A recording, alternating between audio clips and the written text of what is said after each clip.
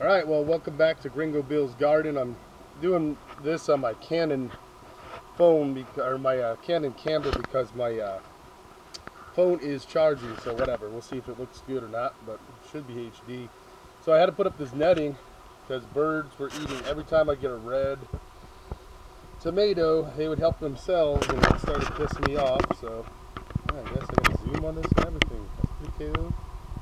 Anyways, I put up these nets to keep those little pesky bastards out of here. I think it was the crows or blackbirds we got around here, because I saw a couple of them fly out of here. So those are the heirloom tomatoes. They're nice and protected now. We'll see how well that does. And then, as you can hear, I'm brushing up against the sunflowers. So basically, they got to be about 9 foot tall, and then they die pretty quick. I found, because they get real heavy with seeds. So you see how they kind of start bending now. So what I'll end up doing, they're in there. Once these dry out, I might even cut them off after they're kind of all the way dead. Cut them off. Oops, let's see, can't.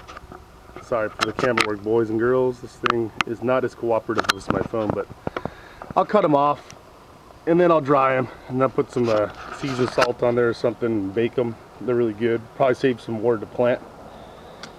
See what else we got here. You can see there's one that's really thick. They can support themselves real tall, and it's like they almost crawl. They die and they keep moving, so it's kind of a good way to move your seed around. And then what do we got here? I think these are cherry tomatoes. We got a whole row of tomatoes. They're coming in pretty good. This is our first fallen plant of the season. That was, I think it was a green pepper, but the dogs peed on it and trampled it. So I'll replace it with something a little more rugged. And then here's some more tomatoes here. They're coming in.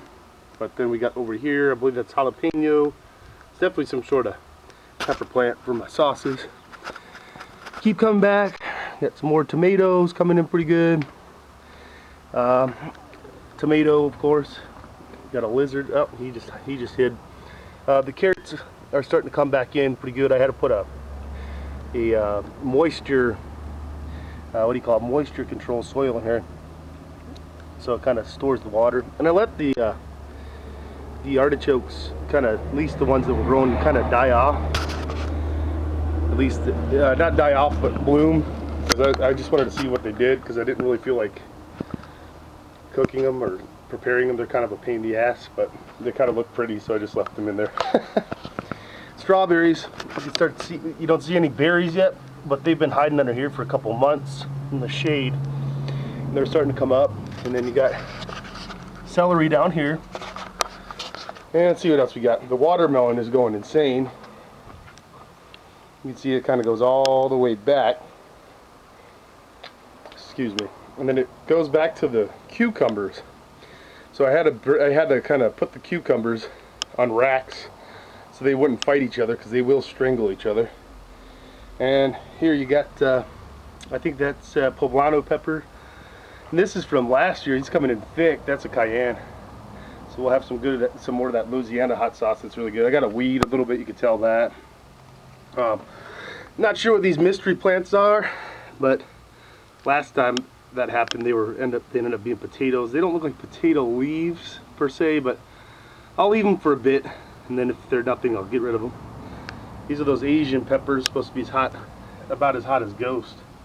So they haven't turned red or anything yet, but most people use them for decoration as opposed to eating them, but we'll see.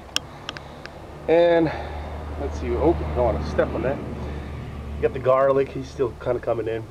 You can see that the watermelon. They're gonna probably start getting some watermelon soon, because they got some blossoms. This is a big green pepper. I'm getting eaten up in here. It's humid as hell too, because it's about 100 and something degrees out, and all this plant life puts out a ton of moisture. Let's see what we got. That's a pepper for sure. I don't know if you can see it. Like I said, this camera's hard to function. Here's a cluster of 3 potatoes. I believe there's more underground, so obviously I'll dig those up. So I had to split the plants up over here so that they had somewhere to grow. They'll grow up here.